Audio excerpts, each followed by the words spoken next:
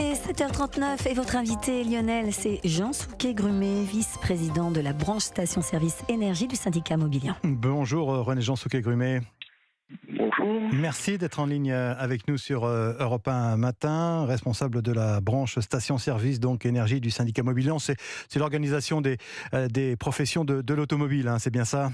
Tout à fait, oui. Tous ceux qui nous écoutent ce matin, René-Jean Souquet-Grumet, ont pu observer sur la route des vacances ou au retour une augmentation des prix des carburants donc dans les stations-service. En moyenne, plus 11 centimes depuis le début de juillet, 7 centimes en une semaine. Qu'est-ce qui provoque cette augmentation, tout simplement ? Alors, je dirais que c'est multifactoriel. Alors, nous avons déjà le baril là, qui a pris pratiquement 24% depuis début juillet. Il est à $85 le baril de brut. Hein. $85, et on était fin juin, début juillet, 70. Donc ça fait 24-25% d'augmentation. Je suis désolé, je suis enroué, là j'ai un problème de voix. On vous écoute quand même. Oui. Par ailleurs, l'euro s'est déprécié par rapport au dollar de près de 3% aussi, également. Nous avons l'Arabie Saoudite également qui a décidé de maintenir sa production à un niveau bas. Donc ça maintient aussi les cours de pétrole. Autant de facteurs qui expliquent qu'il y a une hausse qui est purement technique là, qui intervient, parce que le produit brut est plus cher, parce que la dot monnaie est plus faible, parce que le baril va augmenter du fait du produit plus cher à la source et de la moindre production. Et en fait, les départs en vacances n'ont que peu d'influence sur le prix du carburant. D'autant que les distributeurs qui se trouvent vraiment tout à fait en fin de chaîne sont les plus petits consommateurs de la marge de distribution. Oui, on va en reparler dans un instant sur cette question de marge. Mais pourquoi l'Arabie Saoudite a décidé de réduire sa production ? Tout simplement pour maintenir les cours à un niveau assez élevé, pour assurer des rentrées de pétrodollars qui soient un petit peu plus conséquentes pour eux, voilà tout. Donc les consommateurs que nous sommes font les frais, si je puis dire, d'un objectif de rentabilité des producteurs de pétrole et notamment de l'Arabie Saoudite. Parce que la Russie également est dans le jeu, si je puis dire. Alors, là, effectivement, je dirais que la Russie, maintenant, ça fait un peu plus d'1 an que cela dure, bientôt 2 ans même. Donc en fait, c'est rentré dans le cadre, je dirais, du marché normal. Je dirais que la cessation des importations de pétrole brut de Russie, finalement, ou de produits raffinés, a été un peu gommée par le temps, puisqu'on s'est adapté un peu différemment. Il y a eu des hausses de prix consécutives, mais elles sont pas inhérentes à la période, là, en fait. Pourquoi dit-on, Rémi-Jean Souquet-Grumet, que cette tendance n'est pas prête de s'arrêter, autrement dit qu'il va y avoir encore d'autres augmentations dans les semaines, voire les mois qui viennent ? En fait, la demande mondiale est assez soutenue. L'industrie est repartie très fort. Donc, c'est une demande d'énergie tout à fait conséquente. Et tant que le marché ne sera pas un peu détendu au niveau de la production, de toute façon, les prix vont maintenir ce niveau élevé.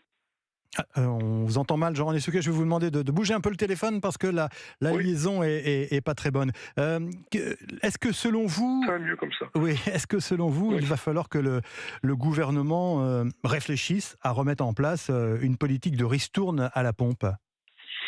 Alors, le problème, c'est que finalement, le quoi qu'il en coûte, puisque ça fait partie du quoi qu'il en coûte, c'est le côté facile de la chose. Par contre, il y a un moment où il faut payer le quoi qu'il en coûte. On a un déficit budgétaire qui est abyssal. Si ça continue, on va se retrouver comme la Grèce il y a quelques années en banqueroute. Si demain aucun pays accepte de nous prêter un petit peu de devises, notre pays ne pourra plus tourner, les services publics vont s'arrêter. Donc je pense qu'on arrive quand même aux limites de l'État assistance. Baisser le niveau des taxes sur les carburants pourrait être une formule. Par contre, il faudra compenser par ailleurs parce que les taxes sur les carburants alimentent le budget de l'État. Le budget de l'État sert à payer éventuellement les 10 centimes qu'on redonnait aux consommateurs il y a quelques mois. Donc c'est le serpent qui se mange la queue en fait, c'est infernal. Et comme en France on est habitué à attendre que l'État apporte tout et même l'État ne devrait pas apporter, il est évident qu'il faut quand même que chacun se prenne en main. Il faut impérativement que les dépenses publiques diminuent. Et dans ce contexte, vous le disiez tout à l'heure, vous l'évoquiez tout à l'heure, René-Jean Souquet-Grumet, les marges pour les distributeurs, les stations-service sont toujours aussi faibles. Dans les stations-service, en fait, vraiment, je parle du pompiste, le pompiste de base, la petite station de campagne, la petite station de ville indépendante. Les marges actuellement sont de l'ordre de 1 ou 2 centimes en marge, je parle de marge nette. Donc sachant chaque fois qu'une station-service a vendu 100 000 litres de carburant, il lui reste 1 000 € de marge. Est-ce qu'il va falloir se résigner? Beaucoup de petites stations tournent justement aux environs de ces 100 000 litres, voire un petit peu moins. Est-ce qu'il va falloir se résigner à un prix du carburant variant, disons, allez, pardonnez-moi, à la louche entre 1,80 € et 2 € le litre? Je crains malheureusement que ce soit la tendance future, oui. Enfin là, ceci n'est que personnel, sachant que j'ai pas de. On peut pas lire dans le bar de café, effectivement. De vision, effectivement. Et comme je ne bois pas de café turc actuellement, effectivement, je ne peux pas lire dans le bar. Et les consommateurs que nous sommes sont finalement toujours dépendants, ça paraît une évidence de le dire, mais du contexte international, on l'a vu il y a 2 ans avec la Russie, et actuellement donc avec cette politique de réduction de production des pays de producteurs de pétrole. Oui, ceci étant, cela a toujours existé. Par contre, ça passait plus inaperçu parce que les prix étaient moins élevés. Aujourd'hui, les prix étant très élevés, la moindre variation fait réagir en fait. Merci René-Jean Souquet-Grumet.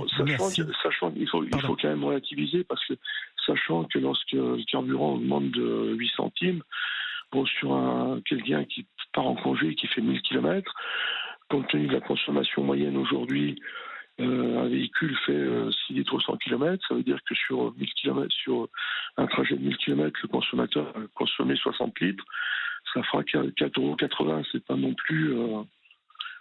c'est le prix d'une glace, quoi, peut-être, sur le lieu de vacances. Évidemment, mais ça se voit quand même à la pompe, oui, effectivement. Effectivement, parce que c'est un prix qui est affiché, et je dirais que l'augmentation est traumatisante, parce que quand le plein, ça représente un budget aujourd'hui, parce que globalement, le prix de base est très élevé. Forcément, il y a un effet psychologique lorsque l'on voit le prix approcher des 2 € à la pompe, et notamment même dépasser parfois sur les stations-service des autoroutes où les prix sont toujours plus chers. Merci René-Jean Souquet-Grumet. Merci d'avoir été en ligne ce matin, vice-président de la branche station-service énergie du syndicat Mobiliance. Merci, bonne journée.